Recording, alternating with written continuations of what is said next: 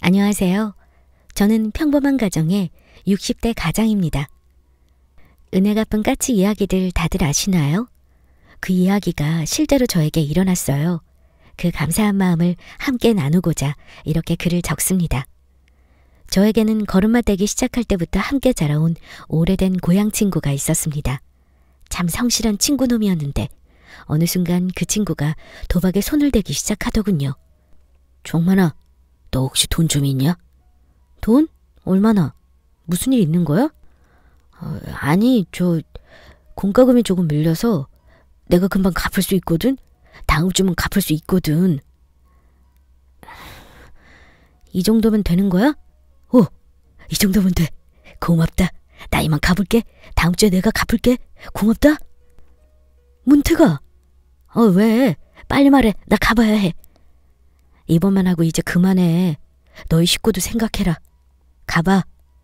알고 있었습니다. 그 친구 공과금이 필요한 게 아니라 도박 자금이 필요했을 거예요. 당연히 친구가 갚지 못할 거라는 거 알고 있었습니다. 그 친구는 공과금이 필요하다고 빌려간 후로 1년여 정도 연락이 없었습니다. 저도 무소식이 희소식이라 생각하고 잊고 지냈어요. 그러던 어느 날이었습니다. 눈이 펑펑 내리는 겨울밤이었어요. 문 밖에서 누가 저를 부르고 있었습니다. 정만아! 정만이 집에 있냐? 누구세요? 나야, 문택이. 잠깐 얼굴 좀 볼 수 있냐? 이 친구 또 돈이 필요하구나 느낌이 들었어요. 정말 친구 녀석에게 가족들과 살아야 할 돈이 필요하다면 돌려받을 생각 없이 주겠지만 분명 도박에 필요한 돈이겠거니 이번엔 쓴소리하고 그냥 돌려보내야겠다 생각했습니다. 그러나 현관문을 열고 마주한 문태기의 모습은 정상이 아니었어요. 야 임마! 너 팔이 왜 그래? 오랜만에 본 문태기의 꼴은 처참했습니다. 얼굴은 피골이 상접했고 왼팔 한쪽은 어디 간 건지 친구 녀석은 팔 한쪽을 잃은 채 찾아왔습니다. 멋쩍게 웃더군요. 사정이 좀 있었다. 정만아, 정말 미안하다. 정말 미안한데 마지막으로 딱 한 번만 도와주라. 나 딱 1,000만 원만 빌려줘. 정말 다른 데 쓰는 거 아니야. 약속할게. 딱 1,000만 원만. 내가 도움 청할 수 있는 게 너밖에 없어서 그래. 정말 약속할게. 내가 나한테 속아준 것도 알아. 이번엔 진짜야. 진짜 딱 한 번만 믿어줘. 정말 오랜만에 보는 친구 녀석의 진심 어린 눈이었습니다. 거짓이 아닌 진심이 담긴 눈이었어요. 이 돈은 돌려받지 않아도 상관없는 돈이라는 생각으로 꼭 필요할 때 쓰려고 모아두었던 비상금 1,000만 원을 친구에게 건네주었습니다. 친구가 다시 인생을 살길 바랬거든요. 나 정말 열심히 살아볼게. 다시 열심히 살아볼게. 정말 고맙다. 이 돈은 다음 주에 갚지 못할 것 같다. 시간이 좀 걸리겠지만 조금씩이라도 꼭 갚을게. 정말 고맙다. 저에게 인사를 하고 걸어가는 친구의 모습이 참 반갑더라고요. 정말 오랜만에 다시 내 친구를 찾은 것 같았습니다. 그리고 몇 개월이나 지났을까요? 친구가 죽었다는 소식을 듣게 되었습니다. 공사장에서 일하다 낙상사고로 봉변을 당했다고 하더군요. 성치 않은 몸으로 어떻게 그 일을 해낸 건지 그렇게 친구는 세상을 떠났습니다. 20년이 지난 지금 시간은 흘러 친구의 죽음은 저에게 많이 잊혀져 갔습니다. 세월의 탓도 있지만 저는 당장 하루 살아가기도 막막했기 때문입니다. 아들 녀석의 투자 때문에 말입니다. 운영 중이던 공장과 집은 경매로 넘어가 버렸고 아내는 충격으로 병마와 싸우며 병상에 그리고 하나밖에 없는 아들놈은 어디에서 무얼 하는지 드문드문 소식만 듣고 있었습니다. 더군다나 아들의 빚까지 떠안은 상태에서 말이에요. 아빠, 지금 주식 안 하면 사람들이 바보라고 그래요. 됐어. 그렇게 버는 돈 다 헛개비야. 몸을 써서 돈을 벌어야지. 그게 자기가 버는 돈인 줄 아냐? 아니, 아빠. 지금 아빠가 하는 생각은 완전 답답한 옛날 생각이라니까요. 요즘 애들 그렇게 돈 안 벌어요. 더 큰 돈을 쉽게 굴릴 수 있다고요. 나는 됐으니까 내가 알아서 벌어서 내 돈으로 투자해. 그것도 순도박이야, 도박. 나는 도박으로 좋게 끝나는 꼴을 본 적이 없어. 그리고 지금 공장 직원들 월급 주기도 빠듯하니까 내가 하고 싶으면 내가 직접 벌어서 해. 저는 엄마 아빠도 돈을 편하게 벌면 좋으니까 그런 거죠. 투자금을 달라는 게 아니라. 아들 녀석은 어디서 듣고 왔는지 주식에 눈이 뜨여 저희에게 투자하는데 도움을 달라고 시도 때도 없이 매달렸습니다. 자기가 몇 배로 수익을 낼 수 있는 친구를 안다고 말입니다. 저는 절대 내주지 않았어요. 개인적인 생각이지만 그것도 도박과 다름이 없다고 생각했거든요. 그렇지만 저희 아내는 아들 녀석이 하는 말이니 한번 믿어보자며 300만 원 정도를 작게 내주었습니다. 여기 돈이요. 빌려주셨던 300만 원. 그리고 이자 300만 원까지 드릴게요. 웬 돈이야? 너 이거 어디서 났어? 아들 녀석은 저희 부부에게 300만 원을 내밀고 이자라며 300만 원을 더 내놓더라고요. 덜컥 겁이 났어요. 갑자기 이 녀석이 어디서 돈을 구해온 건가 말이에요. 아들 녀석은 통장 내역을 저희에게 보여주었습니다. 봐요. 내 말이 맞죠? 아빠, 이게 제가 3개월 만에 낸 수익이라고요. 내가 말했잖아요. 요즘 애들은 이렇게 돈 번다고. 아빠, 조금만 더 투자하면 굳이 힘들게 공장 안 돌려도 돼요. 직원들 월급 맞추느라 신경 안 써도 된다고요. 저한테 투자금 주시면 제가 불려드릴게요. 내가 이번에 투자한 게 그때 말한 그 친구랑 같이 한다는 거야? 네, 맞아요. 걔가 진짜 잘한다니까요. 내가 말했잖아요. 그래서 말인데요. 아빠, 이거는 걔가 세력식 사람한테 들은 정보인데 조만간 크게 한 번 치는 종목이 있대요. 지금보다 20배 정도 치고 내려올 거라고 하더라고요. 우리도 짧게 탁 치고 빠지는 건 어떨지 해서요. 세력한테 들은 거면 확실한 거잖아요. 그래서 얼마나 필요한 건데? 아빠, 당연히 할 수 있는 만큼 최대한 끌어 모아야죠. 벌써 다른 사람들은 대출까지 받아서 넣고 있어요. 이게 로또보다 더 확실한 기회라니까요. 정말 시간을 되돌리고 싶습니다. 제가 왜 그랬을까요? 저희 세 식구는 모에 홀린 듯 온갖 곳에서 돈을 끌어모았습니다. 집, 공장까지 담보로 자금을 만들어 투자했어요. 당장 돈이 잡힐 것 같은데 이렇게 기회를 날릴 순 없다고 생각했거든요. 이렇게 1년만 간다면 정말 공장을 하지 않아도 괜찮겠다 싶었습니다. 여유가 생기면 평생을 고생한 저희 부부 여행 다니며 유유자적 시간을 보낼 수 있겠다고 생각했습니다. 그러나 저희에게 날아온 것은 기회가 아니라 빨간 딱지였습니다. 아빠, 저예요. 그게 정말 죄송합니다. 그 자식이 분명히 확실한 정보라고 했는데 그게 뒤통수 맞은 것 같아요. 그 자식도 연락이 안 되고 정말 죄송해요. 제가 어떻게든 돈 만들어서 다시 집으로 들어갈게요. 정말 죄송해요. 아들 녀석이 알고 있던 정보와는 다르게 주식은 땅 끝까지 처박혔고 저희 돈 역시 종이 조각이 된 거였어요. 있는 거 없는 거 다 끌어모아 투자한 것이었기에 집도 공장도 지킬 수 있는 여력이 되지 않았습니다. 그렇게 한순간에 읽어놓은 모든 것을 잃게 되었습니다. 안녕하세요. 여기 병원인데요. 김미 환자분 보호자 맞으세요? 아, 네. 지난달 병원비는 제가 내일 방문해서 정산하겠습니다. 매번 늦어서 죄송해요. 아, 네. 꼭 부탁드려요. 사정은 아는데 저희도 이렇게 자꾸 밀리시면 환자분을 병원에 계시게 할 수가 없어서요. 내일은 꼭 부탁드립니다. 네, 알고 있습니다. 정말 죄송합니다. 내일 꼭 정산하겠습니다. 네. 그 충격으로 아내는 알 수 없는 병에 몸져 누워 병상 생활을 하게 되었습니다. 저는 겨우 누울 수 있는 월세방을 구해 낮에는 막노동, 밤에는 대리운전을 하며 하루하루 생계를 이어가고 있었어요. 그렇게 밤낮으로 일을 하는데도 아내의 병원비 그리고 빚을 갚는 건 너무 어려웠습니다. 아저씨, 그렇게 하는 거 아니라니까 그러네. 아니, 거기가 아니고 2층 계단에 내려야지. 아이고, 네, 죄송해요. 제가 일머리가 서툴러서. 아니, 일머리가 서툴긴요. 지금이 몇 개월째인데 아직도 일눈치가 그렇게 없어서 어떡해요? 저기요, 박 반장님. 이 아저씨 저희 현장 말고 다른 곳으로 데려가세요. 이게 뭐예요, 매번. 시간 없어 죽겠구먼. 지금 여기가 직업훈련소가 아니잖아요. 정말 죄송합니다. 제가 더 빠릿빠릿하게 움직일게요. 정말 미안해요. 박 반장님, 정말 죄송합니다. 저 때문에 이런 소리까지 들으시고. 아유, 이거 정말 죄송합니다. 생전해보지도 않던 일을 하자니 저도 답답하더군요. 하루에도 몇 번씩 죄송하다고 말해야 했고 어이 아저씨란 호칭이 들릴 때면 이리저리 달려가야 했습니다.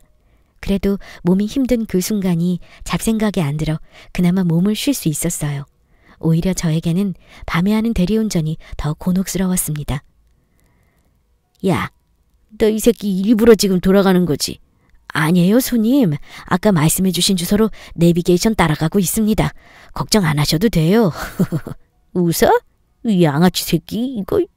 야, 그러니까 내가 그 나이 먹고 대리나고 있지. 어휴, 한심한 인간아. 대리운전을 하면 절반이 취객이에요. 손님 중 몇몇은 그러니까 대리나 하고 있지. 너는 자식이 없냐. 왜 그 나이에 대리를 하며 돈을 버냐 소리를 듣는 건 단골 멘트였습니다. 그런 말을 들으면 화가 나지 않을까 싶겠지만 저는 화가 나지 않더라고요. 그들이 그런 말을 할 때면 저는 속으로 그러게요. 제가 왜 이러고 있을까요? 반문을 하곤 했습니다. 여느 때와 다름없이 공사 현장에 일을 마치고 운전대를 잡는 날이었습니다. 저희 아들 또래 손님이었어요. 상당히 많이 취해 있더라고요. 우리 아들 녀석이 생각나 코끝이 시큰했습니다. 주행 중에 급정거를 하여 그 손님이 운전석 쪽으로 몸이 쏠렸어요. 아유, 괜찮으세요? 정말 죄송합니다. 앞차가 갑자기 멈추는 바람에 정말 죄송합니다. 아이씨, 운전 똑바로 안 해요? 눈을 똑바로 뜨고 운전을 하라고 그러니까. 네, 정말 죄송합니다. 나이가 드니 눈이 침침해졌나 봐요. 정말 죄송합니다. 제가 지금부터라도 더 안전하게 운전하겠습니다. 정말 미안해요. 그때 쾅 하고 제 머리가 핸들로 처박혔습니다. 제가 뭐가 그리 미웠던지 그 손님이 제 머리를 밀치는 바람에 그대로 핸들에 얼굴을 받았고 시큰하더니 코에서 피가 터져나오더라고요. 뭐가 웃기다고 웃어? 아이씨, 재수없게. 핸들에 피 묻잖아. 죄송합니다. 제가 닦아놓겠습니다. 짜증나네 진짜. 야, 이거 갖고 너 내려. 재수없게 진짜 내리라고. 그 손님 저에게 5만 원짜리 2장을 던지더니 저를 차에서 끌어내리더군요. 그 손님은 그 자리에서 다른 대리기사님을 불러 자리를 떠났고요. 터져나오는 피를 손으로 닦으며 한참을 걸어 아내가 있는 병원으로 갔어요. 얼굴을 깨끗이 닦고 아내에게 줄 주전부리를 챙겨 병실로 갔습니다. 늦은 시간이라 아내는 잠자리에 들어 있었어요. 아내의 머리맡에 주전부리를 두고 병실을 빠져나와 그 길로 소주 한 병을 사들고 한강이 보이는 다리로 향했어요. 다리 위에서 바라보는 세상은 참 아름답고 평온하더군요. 제가 사는 세상과 다르게 말입니다. 이제는 세상을 살아갈 자신이 없었습니다. 희망이 보이지 않더군요. 신발을 벗고 난간 위에 올라섰습니다. 그때 누군가 제 팔을 잡아당겼습니다. 아저씨, 지금 뭐 하시는 거예요? 이거 놔요. 어떻게 놔요? 안 돼요. 그러지 마세요. 상관하지 말고 갈 길 가요. 제발 나 좀 놔줘요. 팔을 잡은 힘에 그대로 난간 뒤로 끌려 내려왔습니다. 참으로 사람이 웃기죠? 그렇게 죽고 싶어 소리를 질러대던 게 불과 몇 분 전인데 다시 땅에 발을 디디니 안도감이 들더군요. 누가 보든 말든 창피한 것도 모르고 정말 오랜만에 아이처럼 울었습니다. 저를 잡아 끌어내린 그 사람도 저를 붙잡고는 울더라고요. 아저씨, 지금 뭐 하시는 거예요? 가족분들을 생각하셔야죠. 무슨 일이 있으셨는지는 모르지만 그래도 이건 아니에요. 제발 죽으려는 생각 하지 마세요. 한참을 울다 고개를 들어 얼굴을 보니 저희 아들 또래 청년이더라고요. 내가 사는 게 너무 힘들어서 그랬어요. 구해줘서 고맙습니다. 고마워요. 네, 오늘 이후로는 앞으로 절대 그런 생각하지 마세요. 그래요. 고마워요. 내가 잠깐 멍청한 생각을 했네. 이거 참 미안해요. 내가 다른 건 없고 이것밖에 줄 수가 없네. 이거라도 받아줘요. 지갑 속에 있던 5만 원이 생각나더라고요. 지갑에서 돈을 꺼내는데 손에 힘이 잘 안 들어가 청년에게 지갑채로 넘겨주었어요. 청년은 한사코 거절했지만 꼭 받아달라는 제 말에 결국 지갑을 받아들더군요. 내가 손에 힘이 안 들어가서 지금 지갑 안에 든 게 그것뿐이라 그거라도 꼭 가져가 줘요. 제 부탁에 지갑을 열어본 청년은 한참 동안 제 지갑 안을 들여다보았습니다. 아저씨, 성함이 최정만 맞으세요? 1959년생? 네, 맞아요. 최정만. 이름 참 촌스럽죠? 맞아요. 59년생. 나이가 많은데 이 꼴이라니 청년 보기 부끄럽네. 청년은 잘 살아나가요. 이렇게 되지 말고 우리 청년 관상을 보니 잘 살 것 같긴 하네. 아저씨, 김문택 아세요? 1959년 서울 강서구 화곡동 김문택 씨 아세요? 잊고 있던 제 친구의 이름이 그 청년의 입에서 나오더군요. 어떻게 내 친구 이름을 알지? 혹시 빚쟁이가 아닌가 싶은 생각에 주춤하였어요. 내 친구 녀석인데 청년이 어떻게 알아요? 청년은 제 말을 듣고는 저를 뚫어지라 바라보며 아무 말도 못하더군요. 그러더니 이내 털썩 주저앉아 눈물을 뚝뚝 흘리며 얘기하더군요.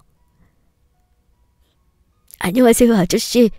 저 김문택 씨 아들 김성호입니다. 예? 문택의 아들이요? 예, 아저씨께 도움받았던 김문택 씨요. 저희 아버지세요. 아버지가 항상 아저씨 얘기를 많이 해주셨어요. 아빠한테 그리고 우리 가족한테 생명의 은인이시라고요. 하루빨리 자리 잡아서 꼭 은혜를 갚아야 하는 친구라고요. 아이고, 문택이... 그 얘기를 듣는데 호흡이 턱 풀리더군요. 청년이 문택의 아들이에요? 청년이? 네, 아저씨. 이놈의 눈물은 왜 자꾸 나는지. 이렇게 잘 컸어요. 이렇게. 내가 정말 미안해요. 내가 문택이 녀석 죽었다는 얘기는 들었는데 자식이 있는 줄 알았다면 내가 찾아가서 같이 돌봐줬을 텐데. 다시 보니 그 청년, 제 친구 녀석과 많이도 닮았더군요. 청년은 저와 얘기하고 싶은 게 많다고 했습니다. 꼭 은혜를 갚고 싶다고요. 당장 댁으로 가기 힘드신 거라면 자기 집으로 가서 얘기를 더 나누고 싶다고 하더라고요. 저는 잠시 머뭇거리다 청년을 따라가 얘기를 좀 더 나누기로 했어요. 눈물 범벅에 셔츠에는 코피가 범벅이니 이꼴로 아내에게 돌아갈 수는 없더라고요. 그렇게 도착한 청년의 집은 꽤 좋았습니다. 꼭 드라마에 나오는 집 같았어요. 대리석 바닥에 높은 천장까지 젊은 나이에 크게 성공한 듯 했습니다. 청년은 어머니와 최근까지 같이 지내다가 작년에 어머니가 돌아가신 후 혼자 살아가고 있다고 하더군요. 제가 이렇게 살 수 있었던 건 다 아저씨 도움 덕분이에요. 진작에 찾아뵙고 인사드렸어야 하는데 정말 죄송합니다. 아이고, 아니에요. 이렇게 잘 자라줘서 내가 더 고마워요. 그리고 내가 한 게 뭐가 있다고요. 친구 녀석 소식 듣고도 아무것도 하질 못했는데. 그 아이는 저에게 그간의 이야기를 해주었습니다. 친구가 저에게 1,000만 원을 꿔갔던 이유, 정말 새롭게 살 생각으로 빌렸던 게 맞더군요. 친구 녀석이 저에게 돈을 빌려갔던 그 당시 성호의 나이는 고작 12살이었다고 하더군요. 그 늦은 밤 돈을 받아들고 집으로 돌아간 친구는 곤히 자고 있는 아들 녀석을 깨워 신신당부를 했다더군요. 성호야, 너 지금부터 아빠가 하는 말 절대 잊으면 안 돼. 알았지? 응. 성호야, 이거 보여? 이 돈은 성호만 쓸 수 있는 돈이야. 대신 성호가 어른 되면 쓰는 거야. 그 전까지는 엄마가 성호 돈 잘 보관해 줄 거고. 알았지? 응, 아빠. 성호야, 그리고 너는 절대 이 아빠처럼 살면 안 돼. 아빠, 그런데 왜 아빠처럼 살면 안 돼? 아빠가 못나게 굴어서 엄마도 고생하고 우리 성호도 계속 고생만 하니까 그러지. 엄마가 아빠 때문에 매일 울었잖아. 아, 알았어. 성호야, 아빠는 이제부터 우리 성호랑 엄마를 위해서 열심히 살 거야. 성호야, 아빠가 했던 건 도박이라는 건데 아주 못된 거야. 성호 너는 절대, 혹시 아빠가 없더라도 절대 그런 건 손도 대면 안 돼. 근처에 가지도 말고 내 마음에 꼭 새겨. 도박은 절대 하지 말자. 그리고 성호야, 이 돈은 아빠한테 세상에 하나밖에 없는 친구가 빌려준 거야. 아빠 보고 우리 성호랑 엄마 고생 그만 시키라고. 그러니까 아빠 친구가 우리 성호 훌륭한 사람들하고 빌려준 돈이야. 아빠는 그 친구한테 꼭 이 돈 갚을 거야. 성호도 꼭 훌륭한 사람이 돼서 정만이 아저씨한테 은혜를 갚아야 해. 알겠지? 응, 나 정말 훌륭한 사람 될 거야. 돈도 많이 벌고 정만이 아저씨한테도 선물할게. 친구 녀석은 그 돈을 가지고 자기 아들 이름으로 통장에 넣어두었다고 해요. 나중에 성인이 되면 아이에게 꼭 주고 싶은 돈, 아이 옆에 있는 내내 제 얘기를 했다고 하더군요. 꼭 문태기 아저씨께 은혜를 갚아야 한다고. 그러다 얼마 못 가 친구는 사고로 죽었고 아내분이 홀로 아이를 키워나간 거였어요. 청년은, 아니 성호는 아빠가 했던 말을 꼭 지킬 거라는 다짐으로 이 악물고 일을 했다고 하더군요. 어렸을 때 아버지가 돌아가시고 엄마 혼자 고생하시며 저를 키우시는 게 항상 죄송했어요. 그래서 꼭 성공해서 엄마한테 효도하고 싶다고 생각했거든요. 고등학교 졸업과 동시에 엄마가 돈을 주셨어요. 아버지가 남겨주신 돈이요. 내가 하고 싶은 걸 하라면서요. 그리고 아저씨에게도 잊지 않고 항상 하셨어요. 정말 감사한 분이라고 말이에요. 성호의 그 말을 듣는데 상황이 버겁다고 스스로 목숨을 끊으려 한 저 자신이 부끄럽더군요. 엄마가 주신 1,000만 원을 바로 쓰지 않고 미친 듯이 일만 했어요. 막노동, 호프집 서빙, 숯불 피우는 일 등등 진짜 많이 일한 것 같아요. 1년 정도 지났을 때였던 것 같아요. 직원으로 일하는 것으로는 시간이 더디게 성장할 것 같다는 판단이 생기더라고요. 마침 일하던 곳 점장형이 제가 마음에 들었는지 같이 창업을 해보자고 하더라고요. 그래, 이것 아니면 살 길이 없다. 죽을 각오로 해보자 마음으로 아저씨가 도와주셨던 1,000만 원을 첫 사업에 사용하게 되었어요. 그 돈이 들어가니 정말 목숨을 걸고 하게 되더라고요. 처음 3년은 계속 저조했어요. 시장 흐름 따라가기가 어렵더라고요. 그러다 어릴 때 아빠랑 간식으로 만들어 먹었던 군것질거리가 생각나는 거예요. 반신반의로 그 상품을 메인으로 내놓으니 반응이 정말 좋았어요. 그걸 계기로 점차 사업이 커졌고요.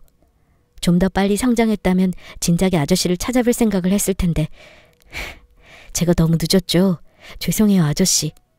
아냐, 이 녀석아, 그런 말이 어딨어. 아냐, 그런 생각하지도 말아라. 참 고생이 많았다. 정말 고생했어. 잘 커져서 고맙다, 성호야. 너희 아빠도 자랑스러워 할 거야. 그제야 훤칠한 모습이 아닌 성호의 손 이곳저곳에 흉터들이 보이더군요. 그 손이 아이가 얼마나 꾸준히 일을 해왔는지 증명해주는 것 같았습니다. 그 녀석 참 많은 고생을 했더라고요. 어디 자기 사업 한다는 게 쉬울 리가 있겠습니까? 그래도 포기하지 않고 계속 부딪힌 덕분에 결국은 자기 뜻을 이뤘더군요. 그리고 성호는 저에게 손을 내밀었어요. 하지만 선뜻 그 손을 잡을 수가 없더군요. 아빠의 빈자리를 내가 가끔이라도 들러서 돌봐주어야 했는데라는 죄책감이 있었어요. 아저씨, 그럼 저희 본사 직영점으로 매장 하나 맡아주실래요? 제가 일이 너무 많아 버거울 것 같아요. 그리고 제가 갖고 있는 조그만 빌라가 있는데 아직 건물이 비어서요. 거기에 매장을 담당해서 운영해 주시면 건물도 같이 관리해 주시면 어때요? 그곳에서 아주머니랑 같이 지내시면서요. 성호는 제게 부담이 갈까봐 저리 얘기하더군요. 저도 참 간사하죠. 저는 염치 없게도 성호의 제안을 받아들였어요. 아내가 조금이라도 편하게 지내길 바랬거든요. 다음날 병원으로 달려가 아내에게도 이 소식을 전했어요. 아내는 우리가 그걸 받아도 되겠냐고 했지만 저는 우리가 갖는 게 아니라 맡아서 관리해주는 조건이다 라고 전달해 주었어요. 아내는 그제야 너무 좋다며 웃어 보이더군요. 그리고 성호의 회사로 찾아가 이런저런 서류를 작성하는 날이었어요. 성호가 건네는 서류를 받아 내용을 보는데 그 녀석 저에게 했던 말이 거짓이더군요. 아저씨, 싫다고 하지 마세요. 아저씨랑 아주머니는 우리 가족한테 생명의 은인이세요. 당연히 이것들 받으실 자격 되세요. 그러니까 싫다고 하지 마시고 받아주세요. 아들이 주는 거로 생각하시고 받아주세요. 그 녀석, 저희에게 관리를 맡기는 게 아니었어요. 서류의 내용을 보니 직영 매장이며 빌라 건물까지 아내와 제 이름의 명의로 해두었더라고요. 그냥 받아달라고 하면 분명 거절할 테니 저희에게 관리를 해달라며 거짓말했던 거고요. 성호와 재수씨 그리고 문태기 녀석에게 미안하여 눈물이 났습니다. 아저씨는 성호랑 어머니한테 아무것도 해준 게 없는데 이렇게 염치 없이 이런 걸 받기가 너무 미안해. 성우야, 마음만 받으마. 정말이야. 아니에요, 아저씨. 이거 아저씨 아주머니가 받아주시지 않으면 아무 쓸모도 없어요. 그러니까 받아주세요. 아저씨 덕분에 우리 가족이 죽지 않고 살아있을 수 있었어요. 아저씨가 저희 아버지를 믿어주시지 않았다면 우리 가족은 진작에 죽었을 거예요. 정말이에요. 정말 고맙다. 정말 열심히 살게. 정말 고맙다. 살아주셔서 제가 감사해요, 아저씨. 저와 아내는 하루아침에 빌라가 생겼고 가게까지 갖게 되었습니다. 그리고 둘째 아들까지도요. 아내의 밀린 병원비도 성우 녀석이 어느새 다 갚아주었더군요. 아내와 저는 새로운 거처로 집을 옮겼어요. 처음 한두 달은 아내 없이 저 혼자 가게 일을 하였습니다. 그러다 곧 아내도 건강을 회복했어요. 오히려 아내는 저와 함께 일을 하며 더욱 밝아지기 시작했습니다. 성호도 종종 저희를 찾아와 함께 저녁을 먹기도 하고 한참을 이야기하다 가곤 했어요. 성호와 저녁을 먹고 이야기를 나눌 때면 아들 녀석이 그렇게도 생각이 나더군요. 대체 어디서 무엇을 하는지, 밥은 잘 먹고 지내는지 말이에요. 그러던 어느 날 성호와 함께 저녁을 먹고 있는데 전화가 오더군요. 여보세요? 말하지 않아도 알 수 있었어요. 저희 아들 녀석이라는 걸요. 여보세요? 말씀하세요.